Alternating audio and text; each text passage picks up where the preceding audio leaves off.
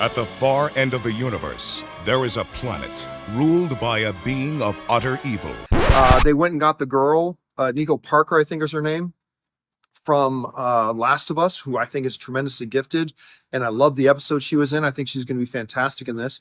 Get on the scene like a love machine. Get on up and welcome to a set of brand new videos today, folks, with a brand new look because I love to cook. And if you want to know what I'm talking about, stick around, subscribe if you want to, and hit me up with a like because that gets me and my channel out in the algorithm. And today's story is about how to DEI your dragon. That's correct. If you're thinking of taking your dad out because I think tomorrow is Father's Day, well, you've got another thing coming. Watch this space.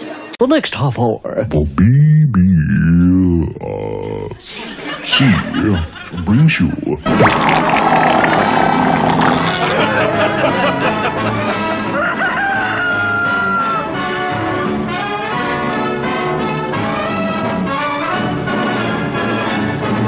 Check it out, huh? Yep, I know. Thanks for that. Save the applause for later on. Honestly, please just hold back the applause.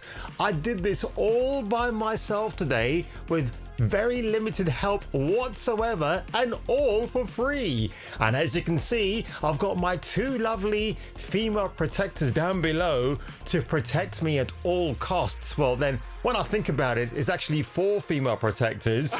And well, that's my simple math, right? Oh, that schoolboy humor never stays away. But somebody who should stay away from acting is this young lady right here who calls herself Nico Parker. Because if she called herself Nico Newton, that's her mother, Tandy Newton, the mixed race woman who had no problem finding jobs in acting. I remember a time when she was in a very big demand, and obviously these days she's getting old and wrinkly and she's letting her daughter take over the family heirloom when it comes to acting. But honestly, How to Train Your Dragon Nico Parker fires back at Astrid fan backlash. So ladies and gentlemen, this is a Cineworld Father's Day promo for How to DEI Your Dragon. And what better gift for Dad than a 40x extreme cinema experience? Now, before you take your dad to see it, Mason's got some tips to help him survive. And yeah, Gerard Bartley looks very bloated, doesn't he, these days? But if you go along this trailer, nowhere do you see, except maybe a couple of quick film clips of Nico Parker in this lineup, because you probably could imagine they might have her here as well, saying, yeah, I'm taking my dad to go and watch this film, but she's nowhere to be seen. So I guess Cineworld or maybe DreamWorks decided to leave out Nico for the fear of any kind of backlash, which I knew was going to be the problem when she was announced as the Astrid of your dreams. It's so utterly ridiculous, isn't it? So taking a page out of Rachel Zegler's book. But I saw the logo and I went, that's my name, Snow White's up there, and I cried my eyes out.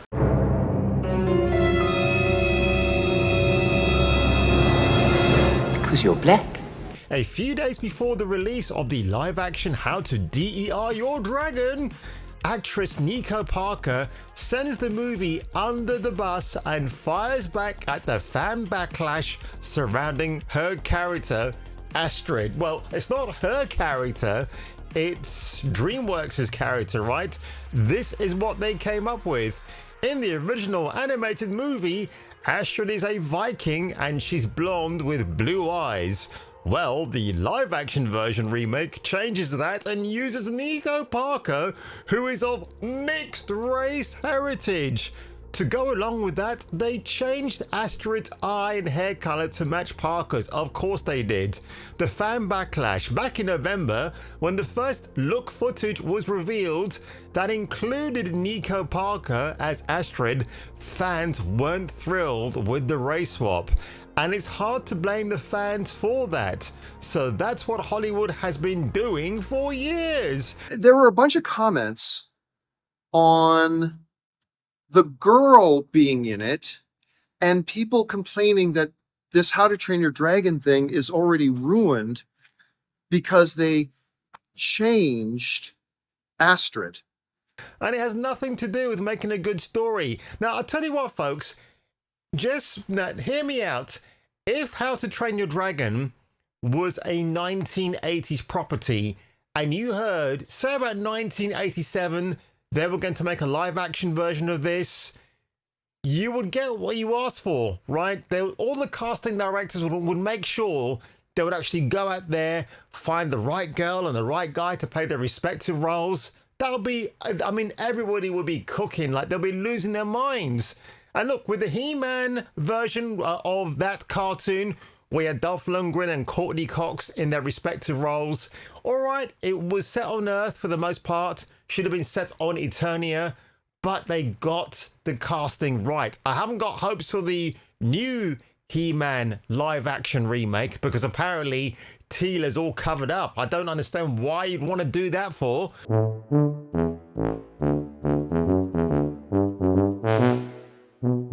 She got a great ass! Apparently this is in the Times, okay, which is very interesting. Of all the publications, the Times ran the interview with Nico Parker.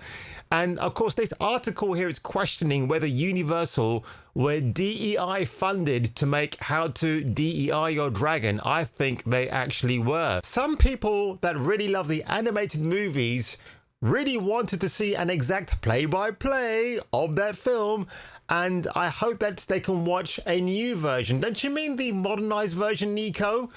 She said, but for the people that just hate inclusivity and hate change, when it comes to that side of things, I just don't care. She sounds like Susan D. Chronic. Remember her? And if you don't like my politics, don't buy my book. Problem solved. She continued, if I wouldn't value your opinion on most things in life, I can't value your opinion on my hair. If I did, I would go mad. Parker reflects, who was born into a filmmaking family as her father is director Ol Parker. Is that Ollie Parker? And her mother is actress Thandie Newton. They've actually mispronounced her name there, unless it's Thandie. Is that how you pronounce it? Oh my God, from Westworld, and we all forgot about her performance in that. She said that growing up, there was little representation in Hollywood. Are you kidding, woman? Of mixed race or black icons. Stop right there. That's such a stupid thing. Right, I'm going to do this unedited, folks, so if I slip up, I slip up. Okay. Mixed race or black icons? Right, James Earl Jones, Sidney Poitier, Denzel Washington, Mario Van Peebles. Who else am I forgetting? Who else? Oh my God, who? Oh, I can see her name here. Pam Grier. You got her, right? You can literally roll off a list of people. Eddie Murphy. These are icons that are either mixed race or black, but you're claiming Thandie Newton, or in her case, oh my God, just looking at her just makes me want to hurl vomit all over the place. So ignorant. You know what? Her mum should have sat her ass down and said, listen, girl, watch these films with these actors I've mentioned and don't go in front of a camera and don't claim that there is no such thing as inclusivity in Hollywood. It's so utterly effing ridiculous. Oh, and what does she say? This is the words of wisdom from a 20-year-old, a twiglet. There's still a long way to go for women in general in terms of new parts and new farts, original material and female-led stories, Parker added. But I think that everything's changing. I like to think that I could contribute to that change at some point. Oh, God. Now, How to Train Your Dragon opens on June the 13th. The first batch of reviews have been mixed, just like the heritage of Nico Parker. Dean Du Bois directs, or Dean Du Bois. Stars include Mason Thames as Hiccup and Gerard Butler as Chief Stoic. I don't know why Gerard Butler is returning for this live action remake.